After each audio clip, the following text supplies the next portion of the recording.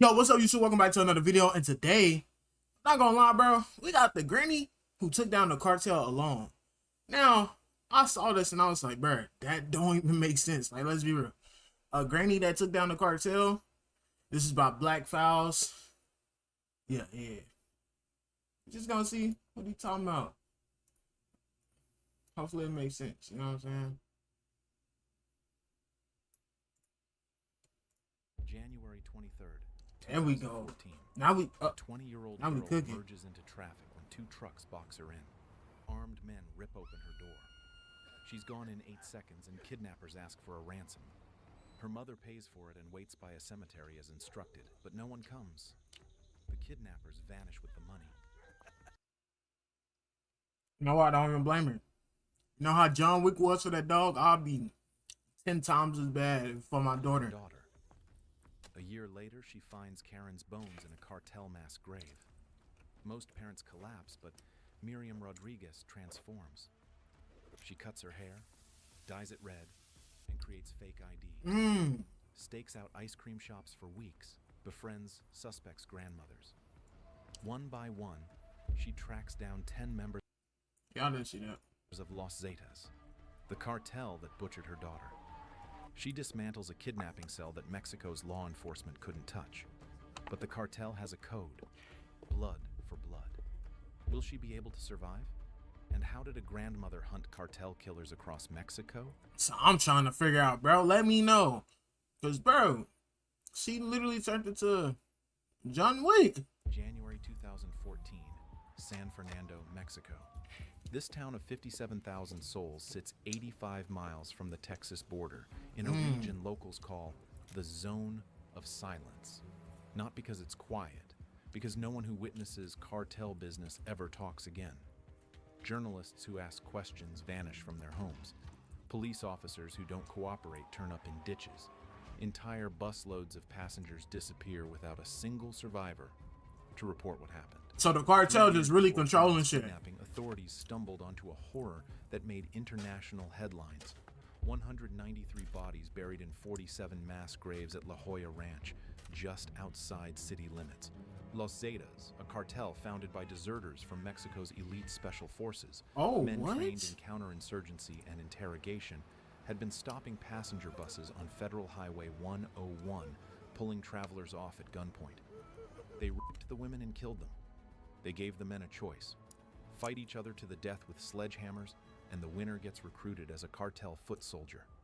The losers got shallow graves.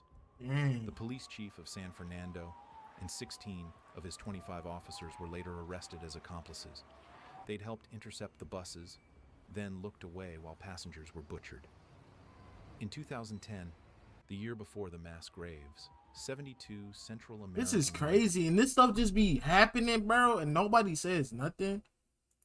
...were found executed at another ranch nearby, shot in the head for refusing to work as drug mules. This is San Fernando. This is where Karen Alejandra Salinas Rodriguez grew up. This is where she chose to stay. On this January evening, 20-year-old Karen Alejandra Salinas Rodriguez is driving home from her mother's shop, Rodeo Boots, where she helps sell cowboy apparel. Her older brother Luis has already fled to Ciudad Victoria to escape the violence. I would've went with my brother, bro. Let's be real. Now she was only 20. That's crazy. But Karen stayed to finish school, to help with the family business. And that's the grandma. She really running shit down. Close to the mother who raised her. Oh, okay, that makes Karen sense. Prepares to merge into traffic, 2 pickup trucks box her in at an intersection. Armed men force their way into her vehicle and speed off with her inside. They drive Karen to the family home. Her mother Miriam works as a nanny across the border in Texas during the week, so the house sits empty. The kidnappers bind Karen and leave her on the living room floor. Then comes an unlucky knock at the door. The mechanic who works on Karen's uncle's truck, arriving for a scheduled repair. The kidnappers panic, grab him too, and flee into the night with both hostages. Close to midnight, the phone finally rings. Miriam's heart lurches, but the voice on the other end isn't Karen's. It's male and unfamiliar, flat as a dial tone. Wait, bro. I have your daughter. Do not go to the police. If you ever want to see Karen alive, you'll do exactly what we say. Miriam's blood. How much turns money to they ice want? water. She forces herself to breathe and listen. The caller demands a ransom, an amount that would drain every peso the family has, and then some.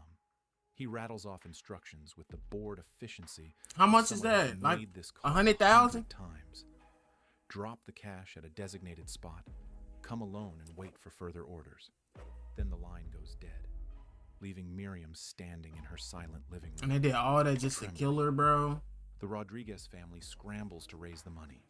They sell furniture, jewelry, even a truck the father needs for work, anything with value that can be liquidated fast. They take out a loan at the local bank. In San Fernando, kidnappings are so routine that banks offer special kidnap loans to desperate families. A grim service, advertised like any other A loan kidnap product. loan? Within days, Miriam and her husband scrape together every cent of the ransom. They follow the instructions to the letter. On a moonless night, they leave a bag stuffed with cash beside an abandoned health clinic on the edge of town. Then, they wait by a nearby cemetery, watching headstones in the dark, praying for a phone call. They wait, and wait, and wait, but no one calls back.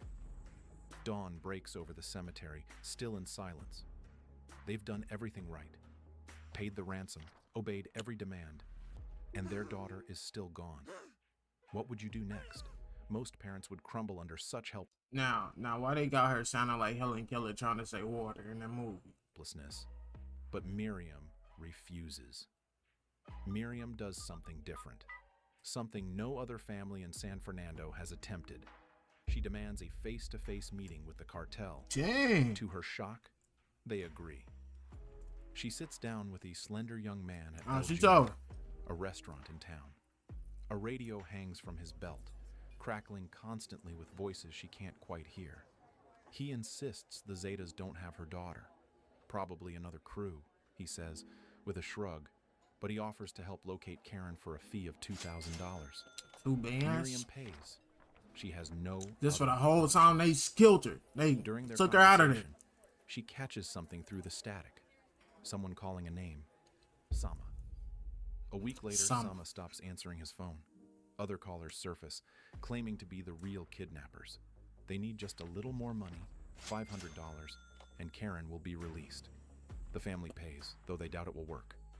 More calls follow, more payments. Each time, hope flickers briefly before dying. Eventually, the calls stop altogether. The silence that follows is the loudest sound Miriam has ever heard. Miriam takes this single lead Sama to the local police station and demands answers.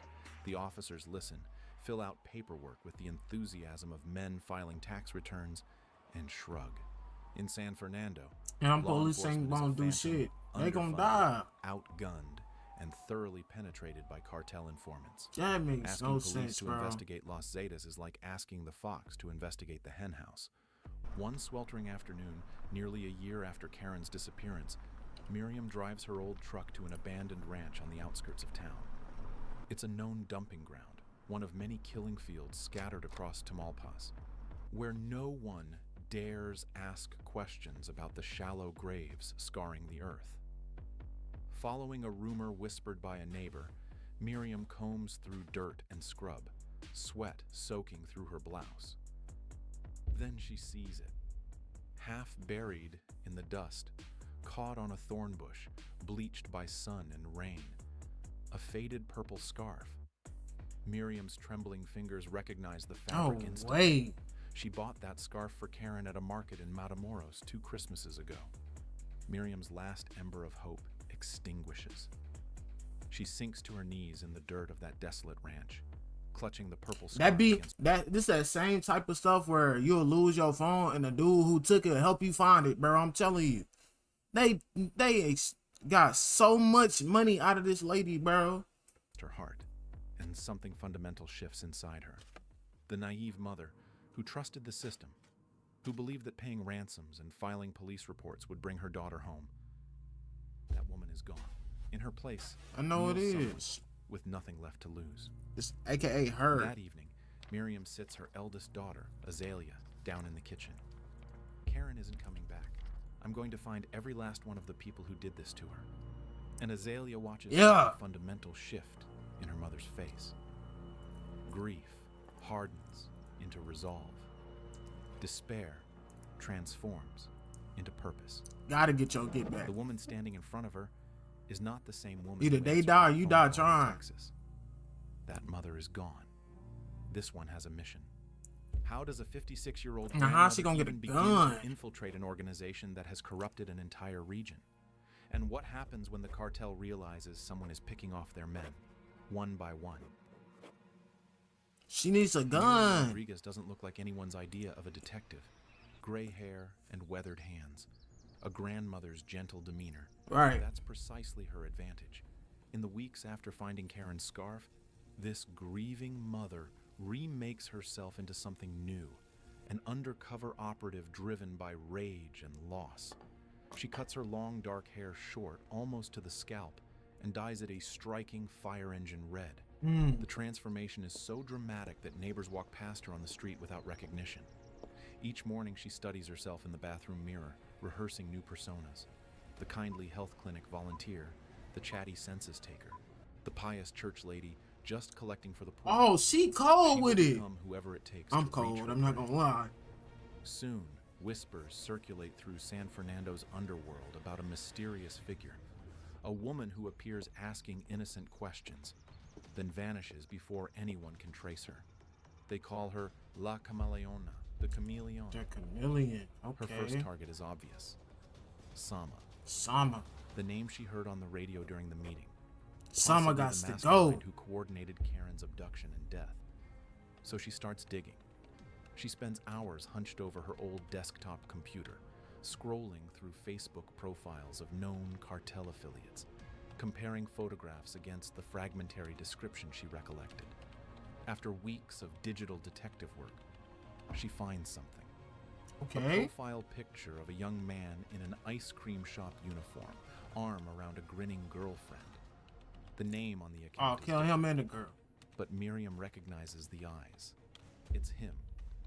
And the shop's logo belongs to a chain in Ciudad Victoria, the state capital 2 hours away. That's Miriam what drives to her Ciudad son. Victoria alone and stakes out that ice cream I'm parlor. sorry, why is he driving on the side of the She road? parks her old pickup across the street, a 56-year-old woman with binoculars and a thermos of cold coffee, waiting for her target to appear. The tedium is crushing, but finally her patience delivers. Okay. Sama appears one afternoon, casually meeting his girlfriend after her shift. Miriam's stomach Oh. drops, but she forces her hands to stay steady. So the girlfriend She works follows there. At a careful distance, tracing Sama's route to a small, rented house on a quiet residential block. The next morning, she makes her move. She digs out an old health ministry identification card from years ago. Donning a neat white blouse and clutching an authentic-looking clipboard, she transforms into Maria, a government health worker conducting routine disease surveillance. Under Excuse the me. scorching sun, she knocks on doors up and down the street, asking harmless questions. Has your family received Oh, vaccinations? she cold. Any cases of fever? Boring small talk, the kind that makes people eager to answer quickly. But every answer builds her map. Within hours, she reaches Sama's neighbors. They chatter freely about the young couple, his odd hours, her ice cream uniform, and a red sedan that picks him up around midnight. By noon, Miriam has Sama's full name. You see his how habits, quick he is to and that get car's somebody to license. talk? That's Armed why you with keep your real mouth shut, intelligence, guys. She drives straight to the police. But this time, she refuses dismissal. She escalates to federal authorities, finding one sympathetic investigator who is Kill that nigga stunned by the yourself. quality of her reconnaissance, and he becomes an unlikely ally. Oh, okay. With federal support, an arrest warrant is issued for Sama. A tactical team storms his house, but Sama is gone. Someone tipped him off, but Miriam doesn't quit. 6 months later, on Mexico's Independence Day, her son Luis spots Sama at a San Fernando street market. Yeah, how Luis son in on it calls his too? mother, hands trembling, and police grab Sama within the hour. Under interrogation, Sama breaks. Dang, so name, Summer wasn't like that for real. Nicknames. Summer still every gotta die though, accomplice he let's can be real. remember. Miriam's vendetta explodes into full-scale war. By the time Sama finishes talking, she has 9 new targets. She crosses his name off with a firm red stroke. Oh, see, One okay, down and okay. 9 to go. the granny who took down the cartel alone, I thought this was gonna be about her John Wicking these niggas, bro. But this is But with just each as arrest, good. the cartel inches closer to identifying their hunter. How long can a lone grandmother stay invisible before someone realizes who's dismantling their operation? We don't know. Over Hunting the the next hunters. 18 months, Miriam stalks the remaining names on her list like a predator at a waterhole. She is methodical, fearless, and disarmingly cheerful in her deceptions. One thing she gonna do By is keep now, a wig, I she's guess. mastered social engineering, the art of manipulating people into revealing information they shouldn't. Need to locate a cartel safe house? Pose as an election official conducting voter registration, knock on every door until someone mentions the strange men down the block. One by one, the fugitives fall. Some of Karen's killers flee to distant villages, convinced that distance equals safety. But Miriam She tracks them cold. anyway. She is Suspect cold. number 3, a getaway driver who transported Karen to her death, retreats to a remote ranch in the scrublands. Just kill Miriam him. drives out alone, pulls her truck to the roadside, pops the hood, and pretends the engine has overheated. She waves down passing workers, asks innocent questions about the area. Within hours, local gossip delivers the driver's exact location. Police descend days later, arresting a man who stares in disbelief when officers tell him a grandmother led them to his hideout. Suspect number 4 tries to vanish. Why are from they the telling glowing them fire. who did it? He's sleeping in his godmother's attic under a false name, convinced no one could trace him through family connections that distant. But Miriam identifies the godmother through patient cross-referencing of social media profiles. She begins volunteering at the woman's church, showing up every Sunday, helping set up chairs for mass, bringing homemade empanadas. Over weeks, she gleans details about a mysterious nephew who recently appeared and never seems to leave during daylight. Oh, That information flows to federal police. The next week, officers drag the man out in handcuffs during a midnight raid. I'm not gonna lie, bro. As She the arrests pile up, coldest out. The dynamic shifts. The hunters become the hunted. Imagine the whispers in canteens across Tamaulipas. Hardened sicarios nervously trading rumors about some grandmother detective picking them off, one after another. They probably laughed at first, but the laughter dies when one associate after another vanishes into federal custody. By late 2016, Yeah, all that hee hee Miriam ha was ha. held Now, for 9 now your whole, of the now your whole crew gone, and you sitting there by yourself playing with your nuts. 10 names on her list. 9. Her cramped kitchen looks like the command center of a full task force. Walls covered with hand-drawn maps, mugshots marked with red X's, and index cards connected by yarn showing relationships police never examined. The kind of investigative operation you'd expect from a federal agency, assembled instead by a mother with a 6th grade education. Her success 6th grade. does not Oh reflect nah, close that calls. cartel wasn't about One shit evening, for real. Miriam's That's disguise how you know they're really not trying. If somebody with a 6th grade education really got down on y'all like that, bro, come on, man. nearly fails catastrophically. Posing as a pollster conducting a local opinion survey, she knocks on a suspect's relative's door. The door swings open, and she's staring directly into the face of the suspect himself. Every instinct screams to run. Instead, she forces a polite smile and asks survey questions about the local mayor, heart pounding. The killer doesn't recognize her. To him, she's just an annoying clipboard lady. He even gripes about potholes on the street. Miriam nods sympathetically, jots notes, thanks him, and walks away on trembling legs. 1 week later, That's that same crazy. man is surrounded by federal agents during lunch. A cold-blooded sicario, undone because he wanted to complain about potholes to his victim's mother. Every time Miriam leaves her house with a disguise and a pistol, she knows she could be outgunned in seconds. Los Zetas are accustomed to inspiring terror. I ain't gonna lie. If you got a pistol, you could take down anybody else with a gun. You just gotta shoot first and shoot the head. And here Then comes you this take their gun. 5-foot-tall grandmother, violating their rules. But she's past fear. Yeah, she itty bitty. After Karen's death, what else can they take? She moves with the calm of someone who's survived the worst. By early 2017, only one target remains, the final name on Miriam's list. He's young, barely 20, but he was there the night Karen was taken. He may have pulled the trigger. For 3 years, he's evaded capture while associates fell. He must feel invincible or paranoid. Miriam has saved him for last, but when she corners him, will justice be enough? Or will her crusade cost something she hasn't considered?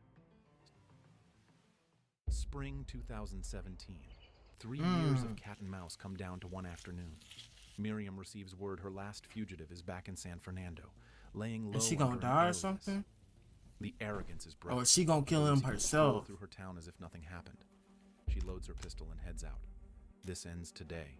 She finds him in Yeah. the central plaza in Yeah. broad daylight, selling roses from a bucket, blending with the crowd. Just go up, Miriam pow, approaches, walk away. pretending to browse, confirming the scar on his hand matches her photo. And it does. The young killer looks up and meets her eyes. Recognition crashes across his face. He hurls the roses and bolts, shoving through shoppers. The Shoot his 56-year-old bitch grandmother ass. explodes into a sprint. Shoppers scatter as she barrels through. He overturns a fruit cart. She vaults over rolling oranges without breaking stride. In a final burst, she grabs his shirt and drives him into the ground. They tumble across hot concrete, and she pins him, pistol jammed against his neck. Don't move. Not a single inch. The cartel assassin, a grown man who is killed without mercy, whimpers, cheek pressed to stone. He doesn't dare reach for the knife in his waistband. Within minutes, officers rush. Bro, I with this cop stuff, I get it. But you already old. Just kill that nigga, bruh. To cuff the last of Karen's kidnappers. It's over. Against impossible odds, Miriam has accomplished what law enforcement could not. 10 cartel members neutralized. The town speaks her name with reverence. The quiet lady from the boot shop, a hero. But victory carries darkness. I'm saying, Her crusade humiliated Los Zetas. She knows their code. An eye for an eye. Yeah. The men she imprisoned have friends outside. As summer approaches, several escape in a brazen prison break. Then, rumors. That's why you kill these niggas, bro. One fugitive has promised to eliminate the woman who destroyed their cell. Miriam starts sleeping with her pistol under her pillow. She begs the government for protection, and they send a patrol car to drive by occasionally, a token gesture. A patrol car, Miriam bro. won't let fear rule her. She reinforces her doors, installs motion lights, stays alert while tending Karen's roadside memorial. Neighbors see her pacing each evening, ever watchful. She's become hunter and bait, daring the cartel to make their move. In her notebook, So you gotta all kill 10 these niggas, names bro. are crossed out in red. One margin holds a new entry in pencil. Whoever comes next. 2017. Mother's Day in Mexico. A holiday that Días means de everything Mayo. in a country where mothers march in the streets carrying photographs of children who vanished into cartel hands, where entire organizations of grieving women have formed to search mass graves for their missing sons and daughters. Miriam is still wearing the cast on her fractured foot, still maneuvering awkwardly on aluminum crutches. When did her foot She fracture? broke that foot a month ago, chasing down her final target, Oh, okay. and the bone hasn't fully healed. Neither has she. She's been staying again with her estranged husband in the small orange house on a quiet residential street. The same house where Karen once lived during the week. The same house where kidnappers bound her daughter on the living room floor over 3 years ago. Every room holds memories. The kitchen where Karen helped prepare dinner, the living room where she was taken, the street outside where Miriam watched her drive away for the last time. At 10:21 p.m., Miriam pulls her car up to the curb and parks. The neighborhood is dark, the streetlights casting weak yellow pools on empty sidewalks. No patrol car in sight.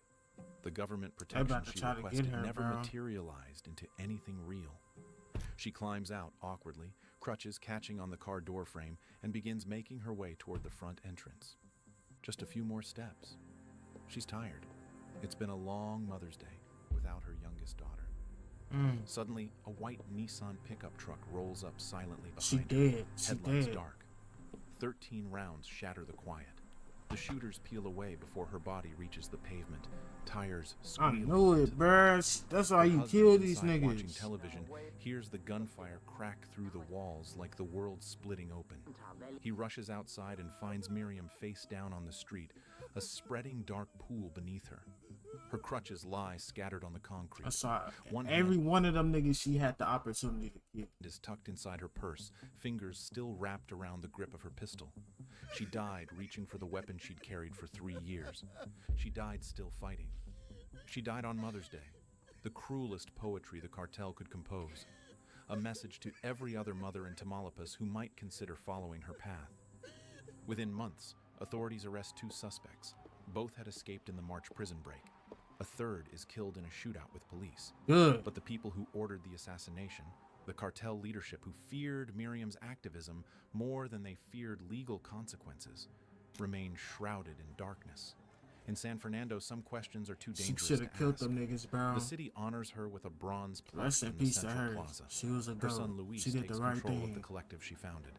San Fernando Missing Persons Collective, an organization of 600 families searching together for their missing loved ones. For a season, people take heart. They find indignation in her death, courage in her example. In June 2017, a month after Miriam's murder, authorities in Veracruz, acting on intelligence she provided before her death, arrest yet another suspect connected to Karen's kidnapping. This woman had personally beaten Karen during captivity, Wow. hanging her up and using her as a punching bag. Miriam had found her too. Even from the grave, she was still hunting. 100,000 people have vanished in Mexico since 2007, when the government declared war on the cartels. The conviction rate for kidnapping cases hovers near 5%, meaning 95 out of every 100 kidnappers face no consequences. That is In crazy. this mathematics of impunity, And then you wonder why the people in Mexico want to come here. Bro, bring them in, bro. Just keep the cartel over there. Miriam Rodriguez achieved something nearly impossible. Justice, extracted name by name, disguise by disguise, by a mother who refused to accept silence as an answer. The cost was her life. Bro, But she the proof cold. remains. She cold. Ordinary people can shake the foundations of power. She cold, bro. Hey. She cold. Just, I feel like if she would have killed a few of them, yeah. Telling you, bro, she would have killed a few of them niggas. She would have been stupid cold. But I ain't gonna lie, y'all. That's the end of this video. Don't forget to like, subscribe, and share this video with a friend. And I'm gonna see y'all in the next one. And if y'all got some stuff y'all want me to react to, let me know, bro. All right, guys. Peace.